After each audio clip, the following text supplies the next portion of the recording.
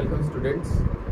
आज हम लोग जेईई एडवांस का एक बड़ा ही इंपॉर्टेंट 2009 का प्रॉब्लम डिस्कस करने जा रहे हैं। ठीक है, काफ़ी कुछ आपको कॉन्सेप्ट देगा और काफ़ी कुछ आपको समझाएगा कि किस तरीके से क्वेश्चन को अप्रोच करना चाहिए। ठीक, तो सबसे पहले क्वेश्चन को पढ़ लेते हैं। A carbonyl compound P which gives positive iodoform test undergoes reaction with MEmgBr Grignard followed by dehydration to give an olefin मतलब alkene Q. Ozonolysis of Q leads to a dicarbonyl compound R which undergoes intramolecular aldol condensation reaction to give predominantly S. ठीक है, तो representation भी कर दिया गया है question का कि आप P को MEmgBr H+H2 H2SO4 delta Q then ozonolysis then R then OH minus heating then S. ठीक है, the structure of the carbonyl compound P is, question में सबसे पहले आप क्वेश्चन को अच्छे से पढ़ेंगे। ठीक है, उसके बाद ये एनालिसिस करेंगे भाई इसमें और कोई इन्फॉर्मेशन तो नहीं दिया है, तो हम लोग ऑप्शन से ही क्वेश्चन को अप्रोच करेंगे। ठीक है, तो ऑप्शन अगर देखेंगे ध्यान से तो सबसे पहले लाइन पकड़िए कि विच गिव्स आयोडोफॉर्म टेस्ट। तो इसमें अगर आप ध्यान से देखें आयोडोफॉर्म की अगर आपको, ठीक है, आयोडोफॉर्म टेस्ट की अगर बात किया जाए तो हम लोग को पता है कि मिथाइल कीटोन्स का रिएक्शन है, टाइप का सिस्टम होना चाहिए आयोडोफॉर्म के लिए। तो ये पहले बात ये समझने की कोशिश करिए कि कहाँ आपको CH3 डबल बॉन्ड का सिस्टम दिख रहा है। तो आप एलिमिनेशन से अगर जाएं तो फर्स्ट ऑप्शन का आपका आइडिया लग रहा है कि हाँ ये एक ऑप्शन हो सकता है और ये भी आपका पॉजिटिव आयोडोफॉर्म टेस्ट दे रहा है। बाकी C और D में हमको ये कन्फर्म हो गया कि आयोडोफॉर्म टेस्ट कहीं से नहीं दे रहे हैं। ठीक है, तो ये आपका ऑप्शन है।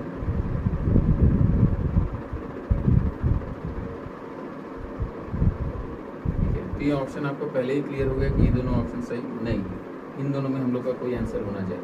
ठीक है, तो हम लोग क्या करेंगे, हम लोग इस सीक्वेंस में किसी एक ऑप्शन को शुरू करके क्वेश्चन को करना शुरू करेंगे। ठीक है, फिर उसके बाद मैच कराएंगे कि भाई सारी कंडीशन को कौन फुलफिल कर रहा है। ठीक है, एक बार देखा जाए, जैसे ऑप्शन ए की बात किया जाए, ठीक है, तो ऑप्शन ए को अगर आपने क्वेश्चन ध्यान से पढ़ लिया होगा मेरे ख्याल से, अगर हम इसका सोल्यूशन लिखना शुरू करें, ऑप्शन ए कुछ इस प्रकार का ऑप्शन है। यहाँ पर डबल बॉन्ड CH3, इसका पहला रिएक्शन आप करा रहे हैं P का MEmgBr, ठीक है, फॉलोड बाय एसिडिफिकेशन। तो आपको पता है CH3 माइनस का अटैक न्यूक्लियोफिलिक अटैक होगा किस पे, कार्बोनिल, और ये बॉन्ड ब्रेक कर जाएगा फॉलोड बाय एसिडिफिकेशन अगर कर लिया जाए तो आपका जो कंपाउंड बन जाएगा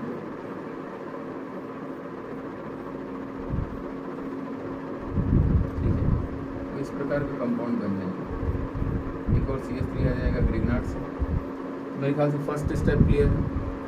इसके बाद क्या है, इसमें H2SO4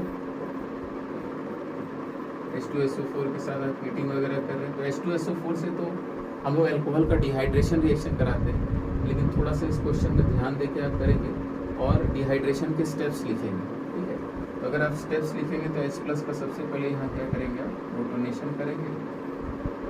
ठीक है, और इसको डिहाइड्रेट करके बाहर निकालेंगे। इसको अगर हम यहाँ स्टेप्स लिखें, यहाँ पे पॉजिटिव चार्ज 2 मिथाइल। ठीक है, अब आपको क्लियरली समझ में आ रहा है कि भाई यहाँ आपका इलेक्ट्रोफाइल जनरेट हो चुका है और ये बेंजीन पे अटैक कर सकता है। तो ये आपका इंट्रामोलिकुलर फिडेलक्राफ्ट एल्काइलेशन रिएक्शन हो जाएगा। तो बेसिकली आपका intramolecular Friedel Crafts alkylation,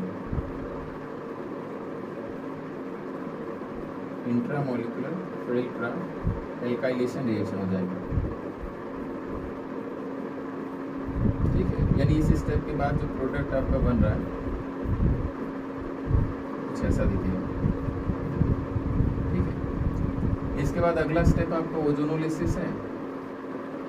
O3 zinc plus H2 यानी रिडक्टिव ओजोनोलिसिस की बात की जा रही है।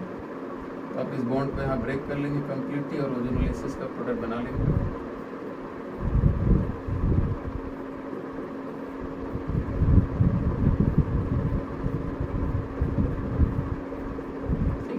यहाँ तक आपने स्टेप्स को कंप्लीट कर लिए। एक बार फिर से अगर क्वेश्चन में पीछे जाया जाए कहाँ तक हम लोगों ने स्टेप्स को कंप्लीट किया है तो देखा जाए।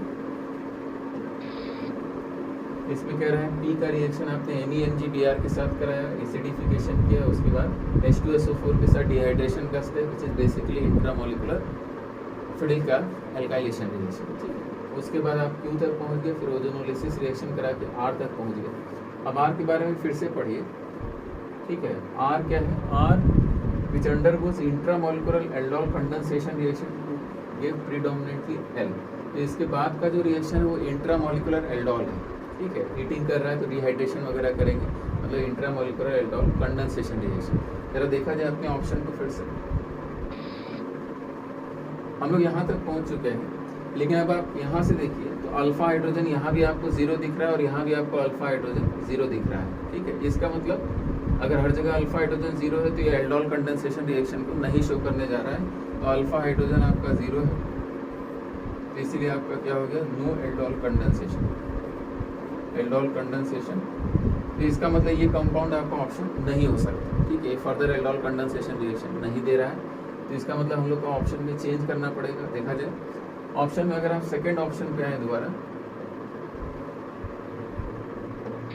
ठीक है, सेकेंड ऑप्शन पे आएंगे तो यहाँ कोई एक्स्ट्रा CH3 दिख रहा है। तो अगर यहाँ से इस क्वेश्चन को अप्रोच किया जाए, देखते हैं क्या चेंजेस आते हैं। तो हम यहाँ CH3 का क्या कर रहे हैं? एडिशन कर रहे हैं। यहाँ आपको क्या दिख रहा है? एक्स्ट्रा एक CH3 दिख रहा है, देखते हैं उससे क्या फर्क पड़ेगा, ठीक है। ये CH3 यहाँ पे दिख रहा है, ठीक है, एक बार चेक कर लेने दीजिए, ठीक है। ठीक है, CH3 को ऐड करते जाते हैं, अपने आप आपको समझ में आएगा यहाँ कहाँ पे डिफरेंस आ रहा है। अगेन यहाँ एक एक्स्ट्रा CH3 दिख रहा है। ये बी ऑप्शन की बात कर रहे हैं, बी ऑप्शन को अप्रोच कर रहे हैं, और फिर फाइनली आप यहाँ पे आपको एक्स्ट्रा क्या दिखेगा? CH3 दिखेगा, ठीक है। यहाँ पे आपको एक्स्ट्रा CH3 दिखने जा रहा है, क्यों? ये यहाँ से आ गया, इसका आपने ओजोनोलिसिस रिएक्शन कराया तो डबल बॉन्ड हो, ये आपका सिस्टम दिख गया। अब आप यहाँ पे ध्यान से देखिए तो यहाँ आपके पास अल्फा हाइड्रोजन मिल चुका है, ठीक है। तो अल्फा हाइड्रोजन मिल चुका है, यहाँ अल्फा हाइड्रोजन 0 का केस नहीं हुआ, तो क्या ये एल्डोल रिएक्शन शो कर सकता है? एल्डोल कंडेंसेशन, हाँ बिल्कुल, इंट्रामोलिकुलर एल्डोल कंडेंसेशन का यहाँ चांस दिख रहा है। तो इसमें अगर फर्दर आगे बढ़ा जाए, इसमें OH माइनस दिया हुआ है और डेल्टा दिया हुआ है, तो OH माइनस यहाँ से आपका H प्लस निकाल लेगा, ठीक है। आपका सिस्टम कुछ ऐसा बन जाएगा,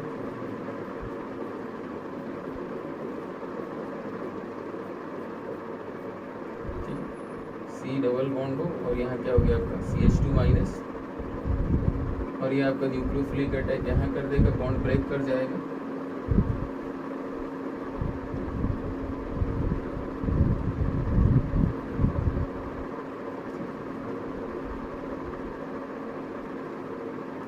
ठीक है, इस टाइप से इंट्रामोलिकुलर एल्डोल कंडेंसेशन आप कराएंगे तो फाइनली डिहाइड्रेट करने के बाद जो आपका प्रोडक्ट मिलेगा इंट्रामोलिकुलर एल्डोल कंडेंसेशन का, आप काउंट कर लीजिए 1 2 3 4 5 6, ठीक, आपको 6 साइडेड साइकिल मिलेगा। यहाँ आपके 2 मिथाइल ग्रुप हो गए, ठीक, और यहाँ आपका क्या हो जाएगा? डिहाइड्रेशन का प्रोडक्ट, यहाँ पे एक कार्बोनिल हो गया आपका और यहाँ आपका डबल बॉन्ड हो गया। आप इसको ब्रेक करेंगे तो दोबारा आप इधर पहुँच जाएंगे, तो ये आपका क्या हो गया? अल्फा बीटा अनसैचुरेटेड एल्डिहाइड या कीटोन, यानी ये एल्डोल कंडेंसेशन का प्रोडक्ट हो गया। और ये रिएक्शन बेसिकली क्या है? इंट्रामोलिकुलर एल्डोल, इंट्रामोलिकुलर एल्डोल, ठीक है। काफ़ी बढ़िया क्वेश्चन है, फिर से एक बार हम इसको समराइज कर दें। क्वेश्चन में दिया क्या हुआ है कि आपको एक कंपाउंड दिया हुआ है जिसकी प्रॉपर्टीज़, ये आपका पी कंपाउंड है जिसकी प्रॉपर्टीज़ दी हुई है, ठीक है। तो आपको एक तो ऑप्शन में बहुत इन्फॉर्मेशन नहीं है, तो आप जो गिवन ऑप्शन है क्वेश्चंस में उनको आप अप्रोच करेंगे। सबसे पहले हेलो फॉर्म की ग्रुपिंग पहचानेंगे, CH3C डबल बॉन्ड होगा सिस्टम, तो ए और बी ऑप्शन में आपको हेलो फॉर्म की ग्रुपिंग दिख गई। उसके बाद आप क्या करेंगे? सपोज ए ऑप्शन से आप अप्रोच करके शुरू किए, ग्रिग्नार्ड का attack followed by acidification, H2SO4 के स्टेप में भी कुछ लोग गलती करते हैं, डबल बॉन्ड इधर लगा देते हैं, ठीक है। नहीं, आप कार्बोकैटायन बनाएंगे तो उसके बाद अपने आप समझ में आएगा कि एक बेटर ऑप्शन में 5 साइडेड साइकिल बनेगी और इंट्रामोलिकुलर फिडिल का एल्काइलेशन रिएक्शन होगा। तो फर्स्ट ऑप्शन से जब आपने अप्रोच किया तो आप यहाँ पे आके रुक गए, जिसमें आपका ये एल्डोल कंडेंसेशन नहीं दे पा रहा था, अल्फा हाइड्रोजन क्या था? 0 था। जबकि यहाँ आप सेकेंड ऑप्शन से अप्रोच कर रहे हैं तो आपको फाइनली जो स्ट्रक्चर बना है, ठीक है, इसमें इंट्रामोलिकुलर एल्डोल कंडेंसेशन का स्कोप दिख गया और काफ़ी बढ़िया प्रोडक्ट आपका बना, ठीक है। तो क्वेश्चन क्वेश्चन को जब भी अप्रोच करेंगे पेशेंस के साथ पूरा क्वेश्चन पढ़िए, ठीक है, उसकी इन्फॉर्मेशन को समझिए, और ये काफ़ी बढ़िया क्वेश्चन आपका जेईई एडवांस का है। चलिए ठीक है, थैंक यू।